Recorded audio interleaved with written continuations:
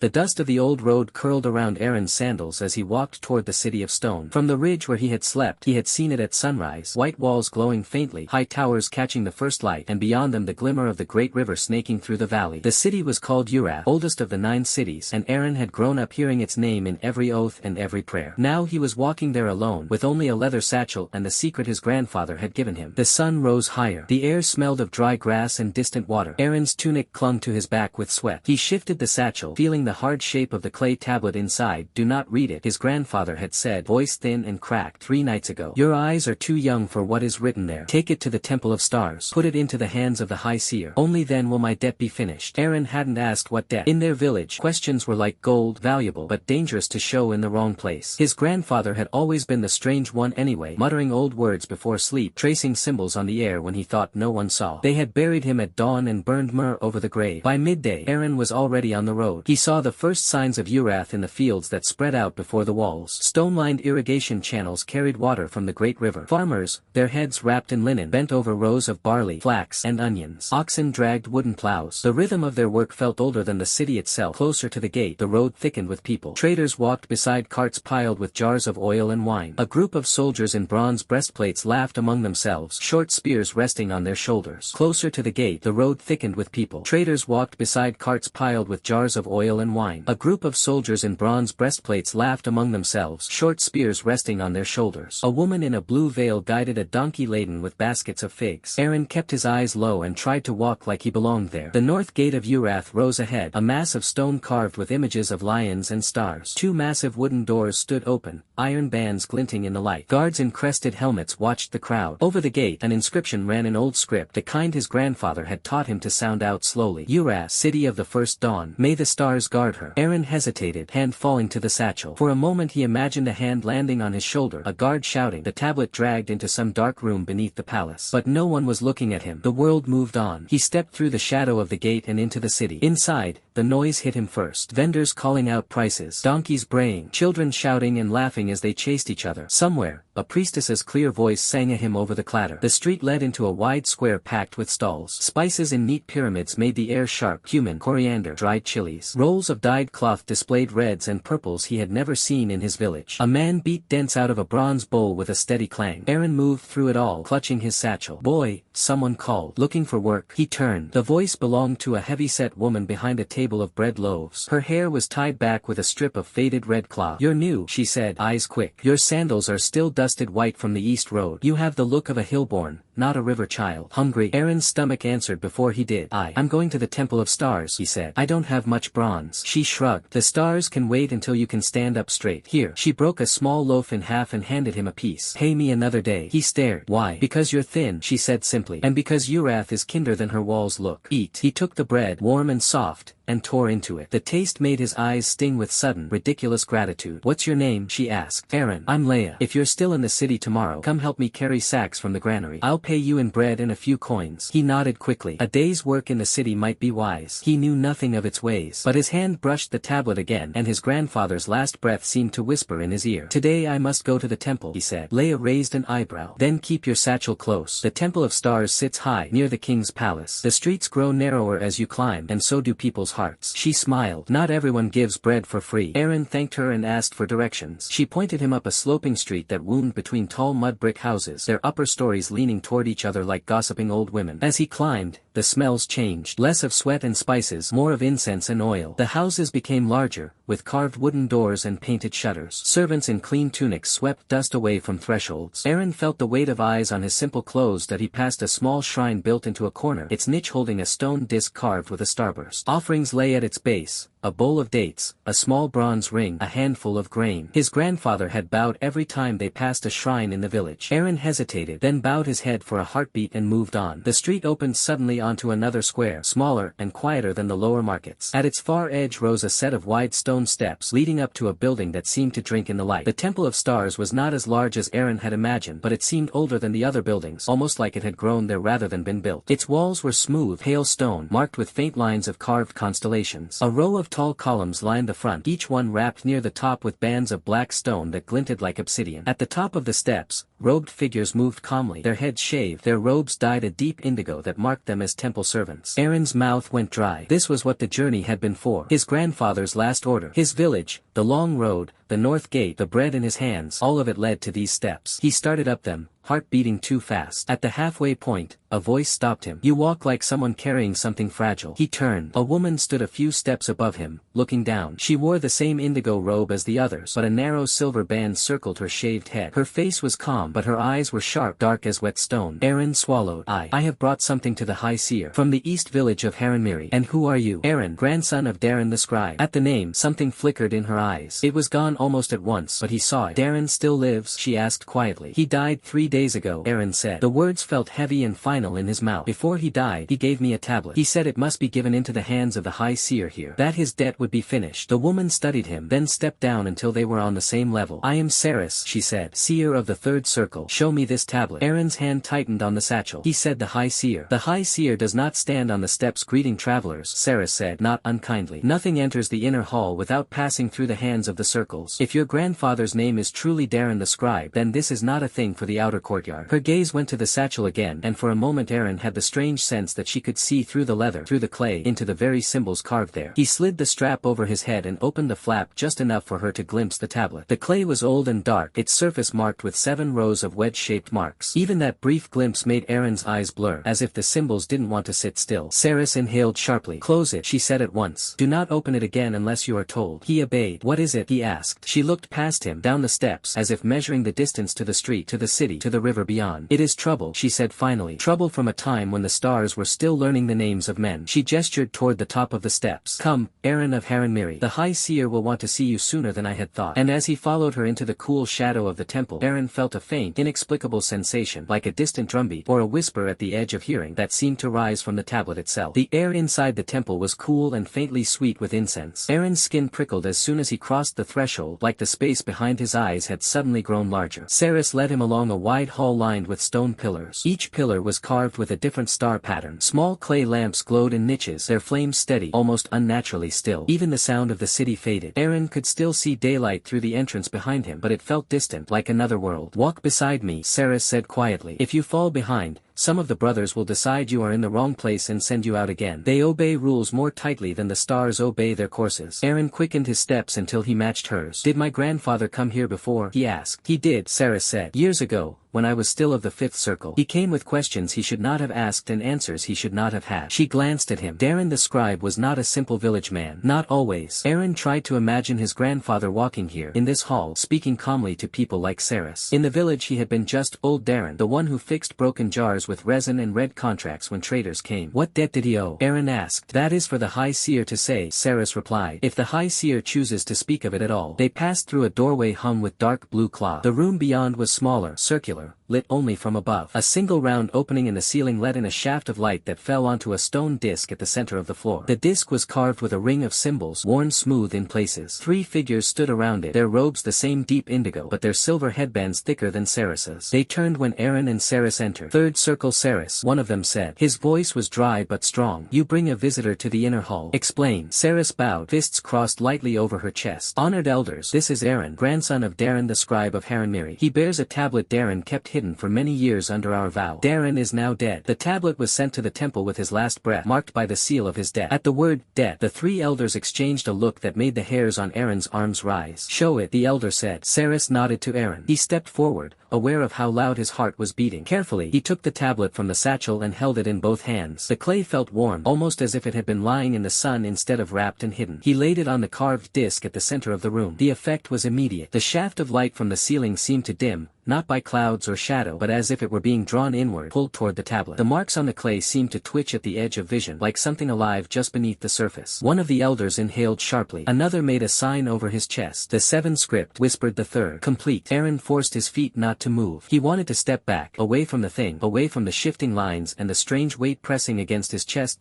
Saris's voice was steady. He said it would finish his debt if we received it. The eldest of the 3 stepped closer. His headband bore a small, square piece of polished stone at the center, dark dark and glossy as a night pool. "All debts are counted here," he said. "But this one is not for us alone to weigh." He turned toward a door Aaron had not noticed in the far wall. "Low, plain, without carvings. Call her," he said. Saris bowed again and went to the door. She knocked 3 times, each knocked the same deliberate rhythm. There was a pause. Then the door opened. The woman who stepped out was not what Aaron had imagined. She wore no jewels, only the same indigo robe. Her headband was plain silver, like Saris's, but the metal was older, softened by time. Her hair, unlike the others, was not shaved. Streaked with gray, it was braided and coiled at the back of her head. Her face was lined, but her eyes were very clear. "Who comes with such knocking?" she asked. Her voice was calm, but something in it made Aaron's spine straighten. "High Seer," Saris said, bowing her head. "This is Aaron of Haranmiri, grandson of Darren the scribe. He brings the 7 script tablet that Darren once brought here in pieces. It is now complete. He died sending it to us." The High Seer's gaze moved to Aaron. It stayed there longer than he liked. He felt as if she were not looking at his skin at all, but at the thoughts behind his eyes, and maybe at the path that had led him here. "Come closer," she said. He stepped forward until he stood beside the stone disc, the tablet at his feet. "Your grandfather taught you letters?" she asked. "Yes," Aaron said. "And numbers?" "Yes." "Did he ever show you these marks?" She nodded at the tablet. "No, that much, at least, was true. He said my eyes were too young for them." At that, the High Seer almost smiled. "Darren was wiser at the end than at the beginning," she murmured. She walked to the tablet and studied the marks. For a long moment she was silent. The room seemed to hold its breath with her. "The last line is there," she said softly, almost to herself. "He found it." "Found it where?" Saris asked. "In the place he should never have returned to," the High Seer said. "The ruin beyond the eastern hills, where the well is dry but the stones still whisper." She straightened. "Aaron," she said, "do you know what your grandfather carried?" "I know only that it frightened him," Aaron said. "He woke at night sometimes, and I heard him speaking in his sleep. Names, I think." "Names I didn't know." The High Seer nodded. "This script was old when Urath was a thought in the minds of kings," she said. "It is not written in the tongue of men, but in the ordering of the stars themselves. Once there were those who could shape such things. They carved laws into the sky. They bound spirits to rivers and winds. They wrote doors that could be opened only with words." "Doors?" Aaron repeated. "Not of wood and stone," she said. "Doors in the pattern of the world. This tablet is one such door." He swallowed. "To where?" She looked at him for a long moment. "To a night that has not yet ended," she said. "And to something that was cast out of our world but not destroyed." The elders shifted uneasily. "High Seer," one said, "long ago we agreed never to speak of those days. The stars themselves forbade." "The stars do not forbid," she cut in quietly. "They shine. It is men who decide what their light may or may not fall upon." Silence fell again. "What debt did my grandfather owe?" Aaron asked. It felt wrong to speak into that silence, but he had carried the question all the way from the village, and now it pressed against his ribs as hard as the tablet's presence pressed against his chest. The High Seer regarded him. "Years ago," she said, "Darren came to us not as a simple scribe but as a man who had broken an oath. He and others went to that eastern ruin, seeking knowledge forbidden even to the circles. They found fragments of this tablet. When they tried to read them, the earth shook. One of the company died on the spot. Another went blind. Darren fled, carrying 3 lines of the script with him." Aaron's hands had curled into fists at his sides. "Why?" he asked. "Why would he do that?" "Because men are foolish," she said, without cruelty. "Because knowledge is a sweet thing even when it burns." When he realized what he carried, he brought the fragments to us. We sealed them. We told him to swear never again to seek the rest. He swore, and for a time he held that oath. "For a time," Saris repeated quietly. "Many years passed," the High Seer said. "Then, some winters ago, he came again. Changed, thinner, his eyes older. He told us he had seen signs in the sky. A crooked belt of stars, a red wandering light. He believed the rest of the script had been uncovered by others, people less careful than he. He wanted to return to the ruin. We forbade it." Aaron could almost see it, his grandfather standing here, arguing with these calm people in their indigo robes. He waited, the High Seer continued. "And then he went anyway. He broke his oath a second time. We knew the moment he crossed the old boundary. The stars are not blind to such things. From that day, he owed us his life in service. We expected him to return with nothing and a broken body. But he returned with the last line," Saris said. "Yes," the High Seer said. "And he told us he had hidden it. That if anything happened to him, he would send it here in full. We told him if he ever set foot in the ruin again, the debt would not be to us but to the thing waiting beyond the door he carried." She looked down at the tablet. "It seems he chose his final loyalty well," she said. "He finished his task and died before the door could claim him." Aaron stared at the clay, feeling something like anger burn up through his confusion. "So now what?" he asked. "You've counted his debt. Is it finished?" "For him," the High Seer said. "Not for us. And not for you." He flinched. "I didn't ask for any of this." "No one asks to be born where they are born," she said. "But the road is still under their feet." She stepped closer to him, eyes searching his face. "Aaron of Haranmiri," she said, "the tablet came through your hands. Your blood carries the same stubbornness as your grandfather's. And the door it describes is stirring. We feel it already. The wind wrong in the eastern hills, the rivers level against the stone. The king will send soldiers when the portents grow stronger. But soldiers' swords do not cut such doors closed." "What does?" Aaron whispered. "Understanding," she said. Words shaped against words. Knowledge turned the right way. She gestured toward the low door she had come through. You will stay here, she said. You will learn to read what your grandfather died carrying. And then, if the stars are kind, we will send you where he went one last time, to the ruin beyond the hills. Aaron's throat felt tight. And if the stars are not kind, he asked. She looked at the tablet. Then, she said, the door opens from the other side first. Aaron did not sleep that night. They gave him a narrow room deep within the temple, stone walls, a reed mat on the floor, a small clay lamp burning with steady blue-tinged oil. The air was cool, yet his skin felt hot, restless, as if the words spoken in the inner hall still echoed in his blood. A door in the world, understanding as a weapon. His grandfather's shadow seemed suddenly very long. He lay on his back, staring at the dark ceiling, replaying the high seer's voice again and again. At some point the lamp guttered low, and still he did not sleep. A soft knock came. He sat up at once. The door opened just enough for Saris to slip inside. She closed it behind her and leaned back against the stone, as if she had been holding her breath for the hallway outside. They watch everything tonight, she said softly. Even dreams, if the elders had their way. Aaron pushed himself up. Then why are you here? Saris studied him in the lamplight. Without her public calm, she looked younger, tired, even uncertain. Because you're afraid, she said. And because so am I. He let out a shaky breath he hadn't realized he was holding. How long will they keep me here? He asked. Long enough for the script to either open to you or refuse you, she replied. Refuse me how? Saris hesitated. Sometimes the marks on the 7 script stay as dead clay to a reader. Sometimes they shift just enough to drive the mind sideways. We lose those students. Lose as in? Aaron began. Saris made a small cutting motion with her hand. Lose. A chill slid through him. Why me? He asked. I'm not a seer. I'm not even from the city. That may be exactly why, she said. The circles are full of people who already know what must be true. You still know what can be true. That matters with doors like this. She moved toward the lamp and lowered the flame. You start at dawn, she said. Reading begins with stars, not stone. Do not fight what the script shows you, and do not trust it either. That's not comforting at all, Aaron muttered. Saris almost smiled. Before she left, she paused at the door. One more thing, she said. If, at any point, the marks begin to whisper with your grandfather's voice, close your eyes. Do not answer. Promise me. Aaron felt his mouth go dry. I promise, he said. She left. The door closed. The lamp went dark. And finally, with the promise echoing in his ears, Aaron slept. He was woken before dawn. 2 acolytes in pale robes guided him through winding corridors to a high open terrace at the top of the temple. The city below was still half asleep. Smoke rose thin from cook fires. The great river far off caught the last of the stars on its surface. The high seer waited at the center of the terrace beside a shallow stone basin filled with dark water. You will learn to read the sky before you read the clay, she said. The script only reflects what already moves above us. She gestured toward the basin. Look. Aaron leaned over. The water reflected the stars, but not as he had seen them from the hills. These stars shifted slowly, not with the turning of the sky, but with an inner motion, like living things sliding beneath glass. What do you see? She asked. The serpent line, Aaron said slowly. His grandfather had taught him that one. The twin fires. The hunter. And between them? She asked. He stared harder. At first he saw nothing. Then, faint and crooked, a narrow chain of red points revealed itself between 2 bright patterns. The crooked belt, he whispered. The high seer's lips pressed into a thin line. It has not been seen in 300 cycles, she said. It only appears when what was sealed begins to lean against the shape of the world again. A pressure built behind Aaron's eyes. Is that the door? He asked. The lessons began. By day, Aaron learned the deep star maps, patterns older than any named constellation. He learned which movements meant storms, which meant war, which meant births that would shape cities. By night, after the stars rose into their full strength, the clay tablet was set before him on a stone stand inside a ring of powdered obsidian. The first time he tried to read it, the marks twisted. Not visibly, not in a way he could point to, but his eyes slid off them, refusing to hold their shape, as if his mind were a mirror tilted at the wrong angle. Sweat ran down his spine as he struggled to focus. Do not force, the high seer said from behind him. The script is not a wall. It is a current. When he followed her advice and let his eyes soften, the shifting slowed. Individual wedges, no, not wedges, star steps, he realized, came into view. The first symbol he understood was not a word but a feeling. Distance. Not far and near as places, but far and near as states of being. When the meaning hit him, his breath caught and he nearly fell backward. It is the door's shadow, she replied. And shadows move before the thing that casts them. That one always strikes hardest, the high seer said quietly. It teaches you that space is not empty of intent. Night by night the symbols opened. They did not speak with voices. They pressed meanings into the shape of his thoughts. Boundaries, hunger, calling, waiting. On the 6th night, as he studied the 3rd line, something changed. The air thickened. The lamp flames bent inward. And the tablet did something nothing else in the room did. It cast a shadow that did not match its shape. Aaron's pulse roared in his ears. The shadow stretched long and narrow across the floor, ending in a curved arch that wasn't really there. A door-shaped darkness. High seer, he whispered. She saw it too. Enough, she said sharply. Withdraw. Aaron tried. The meanings clung to him like wet cloth. In the shadow, something stirred. Not a shape, not a body. Expectation. The sensation of something on the other side of that dark arch, becoming aware that it was being watched. A whisper brushed the inside of his mind. Not his grandfather's voice. Older, colder. Name. Aaron gasped and shut his eyes hard. Silence crashed back into the room like a wall. When he dared open them again, the shadow was gone. The tablet lay dull and harmless on the stand. The lamps burned straight. His hands were shaking. The High Seer's face was pale. "You did well," she said. "It reached for you. You did not answer. That is how doors stay closed." "What was that?" Aaron whispered. "The thing that was cast out," she said. "Or the memory it left behind. Sometimes there is little difference." 2 weeks passed. If dragged across stone, a child in the upper district dreamed of a sky without stars and woke screaming. The High Seer no longer hid her worry. Meanwhile, Aaron finished the final line. When the last symbol settled into meaning inside him, the truth of the script unfolded all at once, not as a story but as a path. Not a single door. 3. One buried beneath stone in the eastern ruin. One hidden in the turning of the crooked belt above. And one that could be opened only by a living mind shaped in the pattern of the script itself. A living key. "You can't mean me," Aaron said hoarsely when he told the High Seer. She looked at him long and steadily. The city buzzed with quiet tension. Traders spoke in hushed voices of strange winds east of the river. Fishermen complained that their nets came up torn. "As you are the first in 3 centuries who has read all 7 lines without losing themselves," she said. "And your bloodline is already entangled with the ceiling. The door recognizes you, Aaron. Recognition is the first step of opening." "Then don't send me," he said. "Send soldiers. Send fire. None of those know how to become what the door is shaped to receive," she said. "You do." The courtyard bells began to ring, low, urgent. A runner burst in, breathless. "High Seer. Scouts from the east. 3 villages abandoned in one night. No sign of battle. Just marks in the stone, curved like burned shadows." The High Seer closed her eyes. "The door is being pressed from the other side," she said. She turned to Aaron. "We leave at dawn," she said, "for the ruin beyond the hills." They left before the city fully woke. The eastern sky was just beginning to pale when Aaron followed the High Seer through the side gates of Urath. 6 others went with them: Saris, 2 veteran temple guards with bronze spears, a mapkeeper named Ishan, and 2 young acolytes whose task was to carry water, scrolls, and the obsidian powder used for sealing. The great river lay quiet behind them, a wide band of dark silver. Ahead, the land rose into broken hills and dry grassland, the old road fading into dust and rock. Aaron felt the weight of the tablet against his chest where it was now bound beneath his tunic. It no longer felt like clay. It felt like a held breath. "Once we pass the 3rd standing stone, we will no longer be under the city's protection," the High Seer said as they walked. "What follows answers only to older rules." Saris fell into step beside Aaron. "You still have time to run," she said quietly. "You'd reach the river by midday." "And then?" he asked. She didn't answer. The 3rd standing stone rose from the earth like a broken tooth just before noon, taller than a man, cracked down the middle, its surface scarred by ancient symbols half erased by wind and rain. As they passed it, the air seemed to grow heavier, as if the land itself thickened. By evening they reached the edge of the abandoned zone. The first village was called Terra, or had been. Low stone walls marked where homes once stood, but the roofs had collapsed inward as if pressed from above by enormous unseen hands. Cooking pots lay scattered, unbroken. A child's wooden toy rested half buried near a doorway. No bodies, no blood, only the marks. Burned into the stone of the largest house were the same curved shadows the scouts had described. They arched like ribs along the wall, dark and glassy, as if the stone had melted and cooled in the shape of something that had tried to climb through it. Ishan ran trembling fingers just short of one mark. "This is not fire," he whispered. "Fire leaves breath in the stone. This feels like absence made solid." That night they camped outside Terra. The wind picked up after sunset. It did not howl or gust. It drew long, steady breaths across the hills, like something sleeping too close for comfort. Aaron dreamed of the crooked belt breaking from the sky and lowering itself like a chain into the world. He woke with Saris shaking him hard. "Up," she hissed. Now, something moved in the village. Not footsteps, not an animal. The huts groaned softly, stone against stone, as if the buildings themselves were shifting in their sleep. The burned marks along the walls pulsed faintly. No light, just a deepening of shadow. The guards raised their spears. The High Seer stepped forward and scattered obsidian powder in a wide arc between the living and the dead houses. The black dust shimmered as it fell, forming a thin curved boundary in the air before settling into the ground. The movement stopped. The marks went dark and still. For a long time, no one spoke. Then the wind changed direction. "We move," the High Seer said. "It is testing where we draw lines." They did not return to sleep. By the 4th day, the hills sharpened into broken ridges of stone. The grass thin. The sky felt lower, heavy with a strange dimness even at midday. The ruin lay ahead, half hidden by a split ridge, fallen pillars, shattered platforms, blocks of stone too massive to have been moved by any living hands of the present age. "This was built before Urath," Ishan whispered. "Before the 9 cities. My master said the builders vanished in a single generation." "Vanished or were taken," Saris said. The High Seer said nothing. They approached at dusk. The entrance to the ruin was not a doorway. It was a wound in the earth. A wide in the stone descended at a gentle slope, leading into deep shadow. Along its edges, the same curved burn marks etched the rock, older than the ones at Terra, layered upon each other like the memory of repeated attempts. "This is where your grandfather went," Saris said to Aaron. He nodded, throat tight. They lit lamps and descended. The air below was dry, stale and faintly warm as if the underground held a memory of fire. The walls were smooth, carved in flowing lines rather than straight cuts. Symbols covered them, precursors to the 7 script, half-formed thoughts in stone. At the bottom of the slope the passage widened into a vast chamber. In its center stood a ring of upright stones arranged in a perfect circle. Each stone was carved with a single line of the 7 script. All 7 complete. Aaron's breath caught. This is the first door, the High Seer said. Between the stones, the air did not behave like air. It wavered, folding inward and outward in slow tides, like the surface of deep water that reflected nothing. The seal is still holding, one of the guards said. For now, the High Seer replied. Aaron felt the tablet grow warm against his chest. It pulsed once. The air inside the ring shuddered in answer. Do not bring it closer yet, she said sharply. The balance must be prepared. The acolytes spread obsidian powder in 7 careful lines radiating outward from the stone circle. Ishan traced star correspondences on the floor with a mixture of ash and crushed crystal. The High Seer began to chant. Not loudly, not as a song. Her voice followed the rhythm of the 7 script itself. Distance, boundary, hunger, calling, waiting, refusal, return. As she spoke each meaning aloud, the stones responded with a faint vibration, too low to hear but strong enough to feel in the teeth. When she reached the final word, return, the air inside the ring still, too still. It is listening, Sarah said. Then we are heard, the High Seer said. Aaron, forward. His legs felt distant as he stepped into the space between the outer lines and the ring itself. The guards tightened their grip on their spears. Remove the tablet, the High Seer said. With fingers that did not feel like his own, Aaron drew the tablet from beneath his tunic. The moment it touched the open air of the chamber, the stones flared. Not with light, with presence. The meanings he had learned surged awake at once, roaring through his mind. Distance collapsing, hunger awakening, a call flung outward like a hook. The air inside the ring folded inward sharply, and something on the other side pulled back, not retreating, bracing. The shadow of the door formed again, darker and deeper than before, stretching between 2 of the standing stones like a bent arch. Do not step past the circle, the High Seer warned. No living thing passes the first door and returns unchanged.